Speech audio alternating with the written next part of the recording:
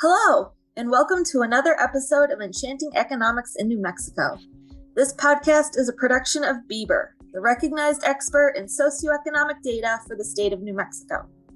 Your hosts, as always, are me, Brianne McKernan, alongside Saroon Lytell.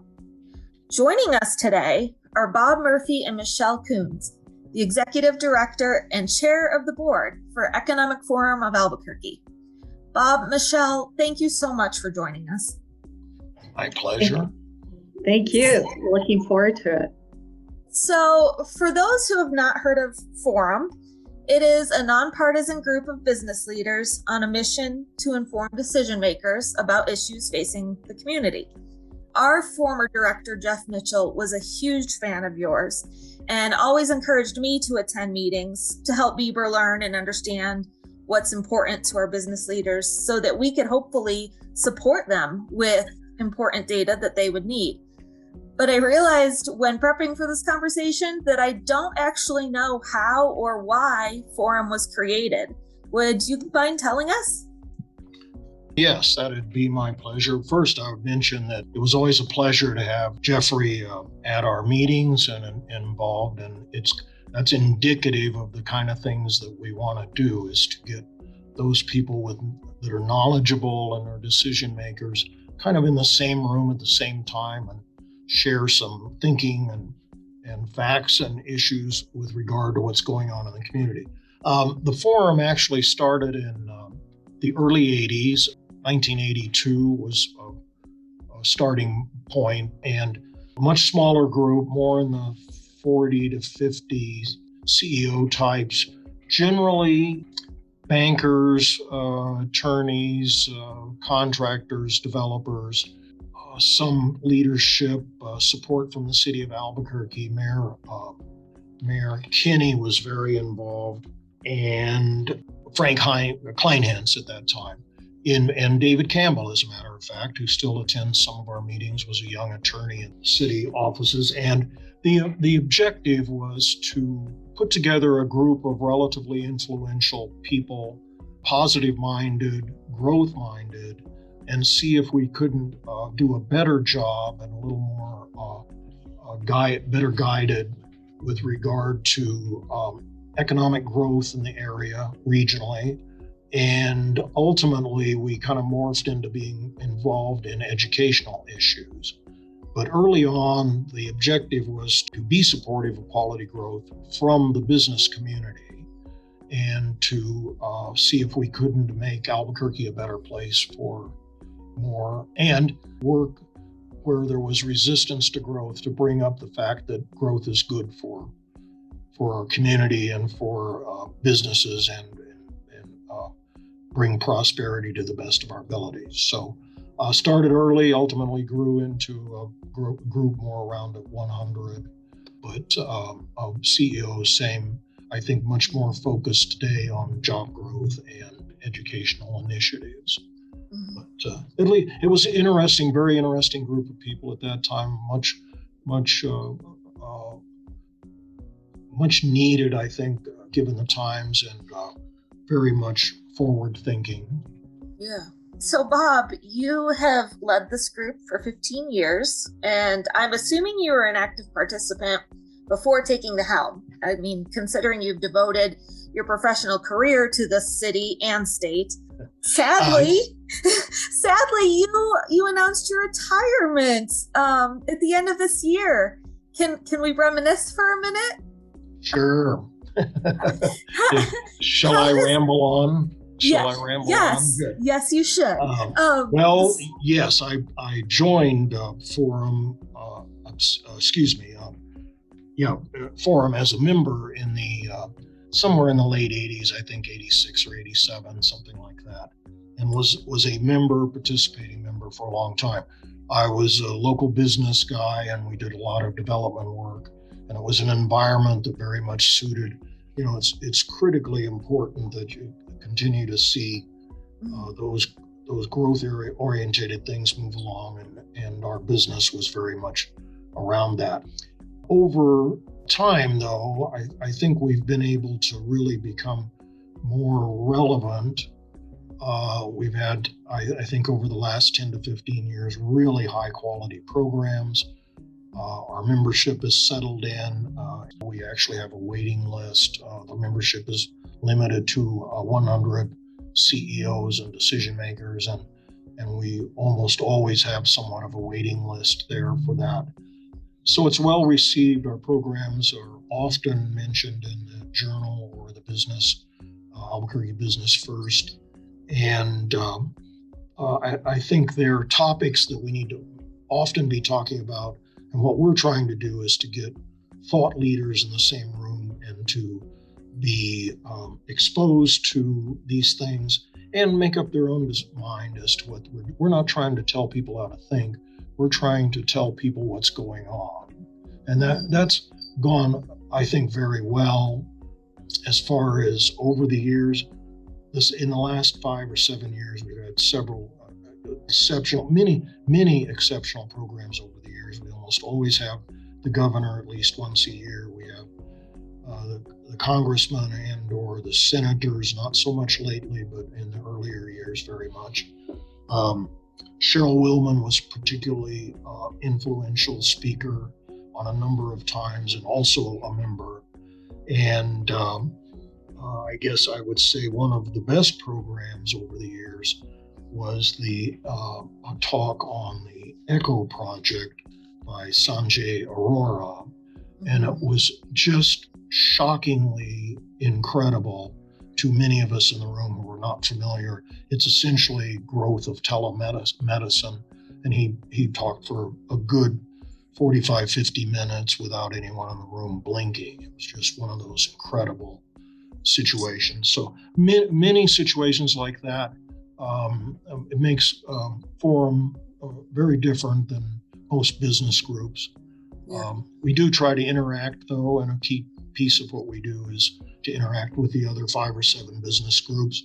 We have a committee or two that does that. We're also supportive of APS.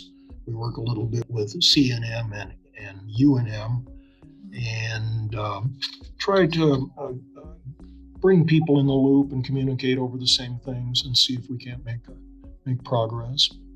It's funny because the Project Echo Forum was one of my first meetings, and he was amazing. And I've become obsessed with Project Echo ever since. That was great. I absolutely loved that one. One of the next things I was going to ask you was if there were any events or issues that stood out to you. Obviously, you just touched on that. Are there any actions that have come from forum meetings that you're particularly proud of? Well, I think one thing is when something like the ECHO project comes along, we get great coverage with the journal in particular.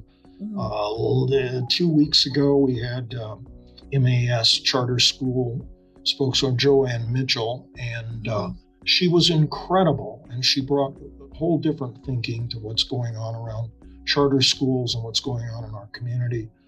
Same thing, just really exceptional program and thought-provoking for many of our members and guests that were on hand. So I mentioned Cheryl Willman. She did several programs, cancer-orientated, life-saving technology and science, and eye-opening to many of our members. We, over the years, we've had a lobbyist. We have been very supportive of broadband, and the legislative side of things, we're very supportive of broadband expansion. It's just a must. Continued support of expansion of schools, higher wages for teachers, a number of other things, better guidelines and feedback, and always supportive of those things that support economic growth, economic development in the form of JTIP funding and LEDA funding. So 5 or 7, usually each legislative session, 5 to 7 issues that we work on. But so I think, no, I wouldn't say on any one particular day, but I think we've made a difference in speaking up and representing the business community. Yeah. And you mentioned that got started back in 1982, which means it's turning 40 next year. Wow. Yeah, that's crazy. Michelle, as the leader of the board, could you tell us if there's anything in the works to celebrate that milestone? I'm thinking at the very least, maybe the city or AED or heck, maybe even Bieber. Something to highlight all the good that you guys have done. Well, a couple things kind of on the board's radar right now. The highest priority is finding the next replacement for Bob, because he has taken Economic Forum to another level. And so our highest priority right now is the search committees being formed and finding that replacement. Our next priority is really going to be celebrating Bob and all that we've accomplished during that 15 years, which I think will dovetail wonderfully into that 40-year anniversary. So, one thing usually we're always looking forward in Economic Forum, what are the issues facing our city? What are issues that we need to really bring knowledge to our membership on, so collectively we can have more of an impact. And so this 40-year anniversary is going to be unique because I think for a change, we're going to look back, and as Bob just shared with you today, some of those really memorable or programs or individuals where we've been able to assist in some way. And so many times, Rayanne, it's just spreading the word. When you get a group of kind of high profile leaders and change makers that have their own demanding business schedules, and you make them aware of different challenges facing our community, suddenly you've got a group of ambassadors and change agents in the room as well. And just them being more knowledgeable about that issue, really can make underline spreading the word, get it more top of mind to government leaders, nonprofit leaders, business leaders, on helping to make the difference. And kind of backtracking just a moment what Bob said, for example, the MAS Charter School and Joanne, a couple programs ago, suddenly that was like a 2-page spread in the Sunday Journal. And it made all of us aware of right now there's, talk of extreme teacher shortages occurring, not only in Albuquerque, but New Mexico and across the country. And we heard her speak up and say she was leveraging, she had over 40 teachers on visas that to attract the talent that she needed. And to get the quality she needed, she was leveraging that visa program. And obviously it's working because, her graduation rates and several testing rates that MAS is achieving, came about in that way. So, yes, thank you for raising that issue of 40-year anniversary coming up next year, because I think I've been so focused on, search committee and then also celebrating the last 15 years of what Economic Forum has achieved with Bob. But connecting those two will be a wonderful way to go into our 40th year. Yeah. Well, I'm excited. I can't wait to see what this next year holds. I imagine it's not going to be very easy trying to find someone to walk in Bob's shadow. Have you guys started actively looking for a replacement? And what are you guys looking for in the next executive director? We have started. We've gone out with a press release. We've notified most of the business organizations we interface with, and put the word out. And we are starting to receive resumes. But to kind of share with you, the search committee has already had their first meeting. And during that meeting, we really discussed what our critical skills or backgrounds of the individual to take economic forward. And one thing, hands down, that the group decided, especially, there's a lot of dialogue going on right now with COVID. That you can have an employee located anywhere in the world, and they can do that. We do not see that with Economic Forum, the next executive director.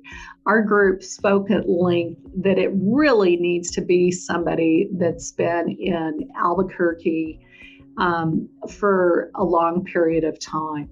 That they need to know this community inside out. Ideally, coming from a business background is probably the first choice, just having that interaction with the business community, which plays such a key role in Economic Forum. But we certainly also would look at other backgrounds, but they need to understand the fabric of Albuquerque, the cultural diversity of Albuquerque, the dynamics of how we get things done in Albuquerque. And we just, as a group, and what programs are really relevant in the challenges that Albuquerque is facing right now, the search committee came back that we just did not feel that we could find a candidate outside of the community that would fit, in taking that next step and taking Economic Forum to the next stage. Yeah, I completely understand what you're saying. There's a quote from former Governor Lew Wallace. He said, and I love it, all calculations based on experience elsewhere fail in New Mexico. I mean, I am not from here originally. I grew up in Western New York and I moved here right out of college, and I've been here almost 20 years, but it's completely different here than anywhere else I have ever been. And I absolutely love it and its uniqueness and everything about it. But yeah, I mean, I get where you're coming from. If you don't know this community,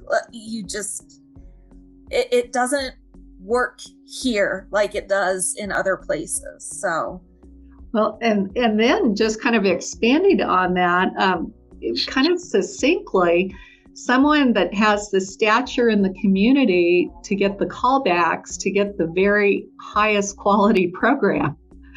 So if you're not already known in this community and you're not carrying that stature, you're not going to be able to attract the very top speakers and programming that we need, which really makes Economic Forum what it is.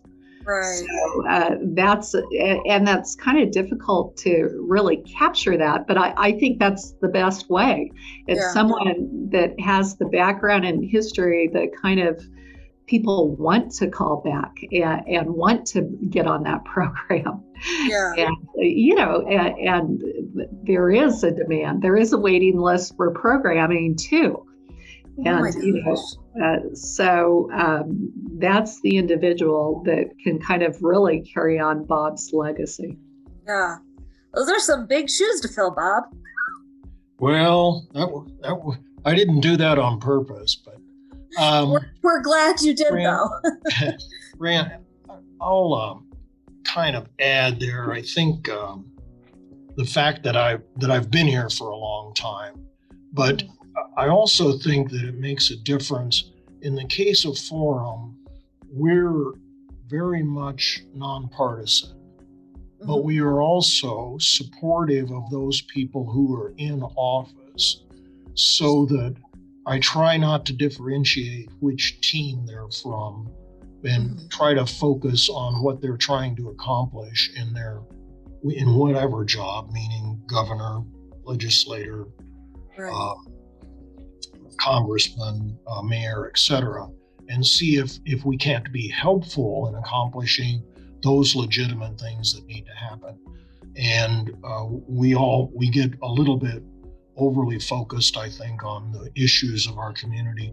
everybody's having crime issues. Not that we don't need to put a lot of effort into that. Right. Everybody is having homeless issues, and these are very, very difficult things to cure. Well, there is no cure, but they are really difficult to make a difference. And so we try to be supportive along those lines, and we try not to create dissension among our members when we're doing that. And from my standpoint, it's critical that we kind of keep everybody going in the same direction and being supportive, not telling them what to think, but telling them that these are important issues. And for me personally, it's very much a matter of us working together and seeing there are cures. There are things that will make this better. I shouldn't quite say cures, but there are things that we can be doing that will make these issues a little more tolerable. And so we're supportive of that.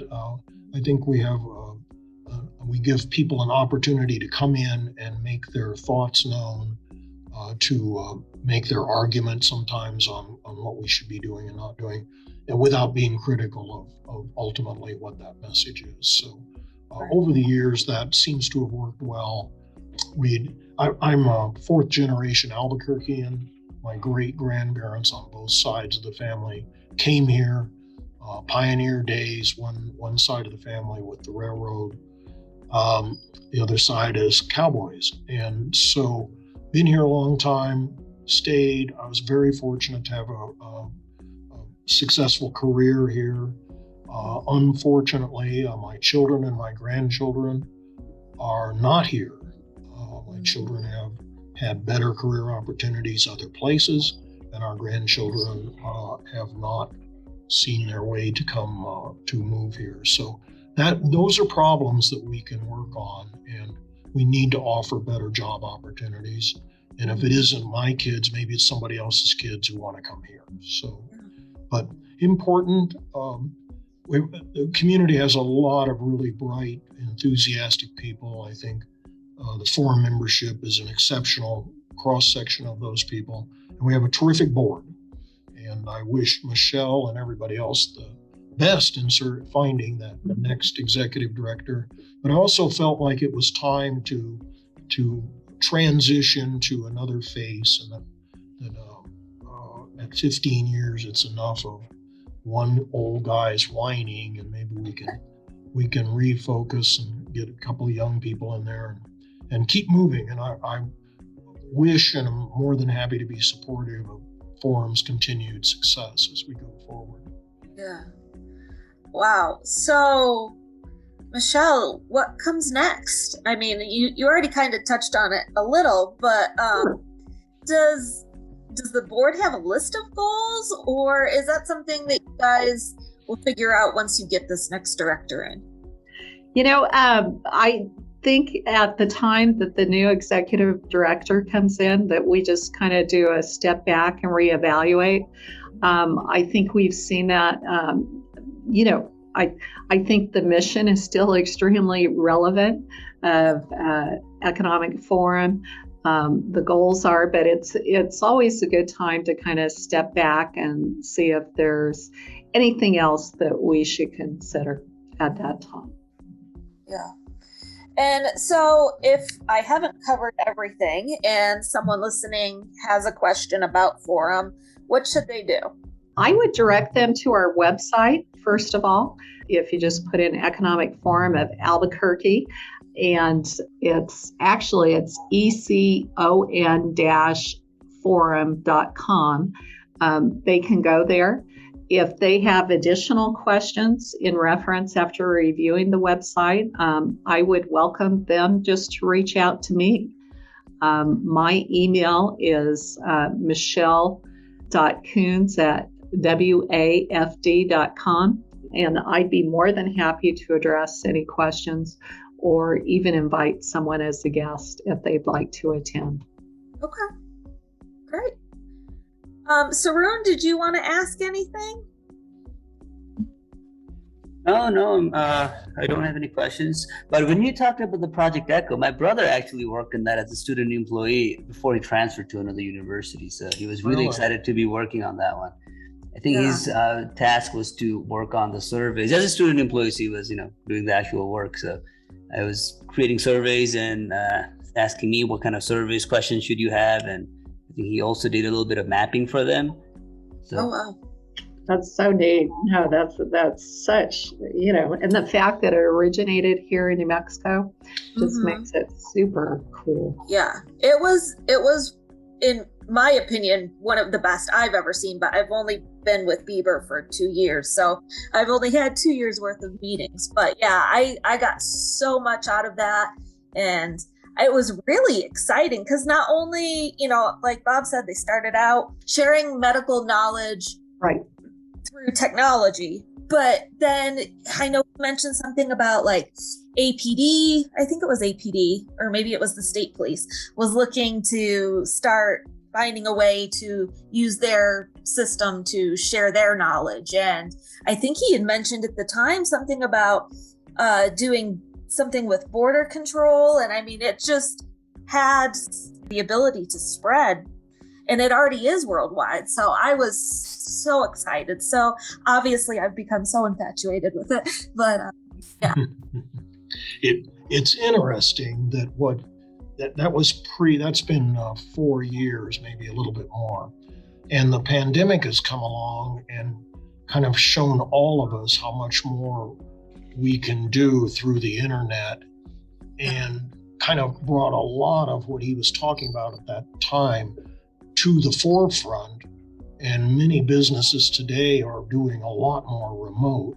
And effectively, what he was saying is we could be doing medicine worldwide in very challenging situations and in challenged populations through the internet, and be providing them basic services so that people wouldn't be dying from the most basic things that for instance, in the United States, we hadn't seen in 100 years.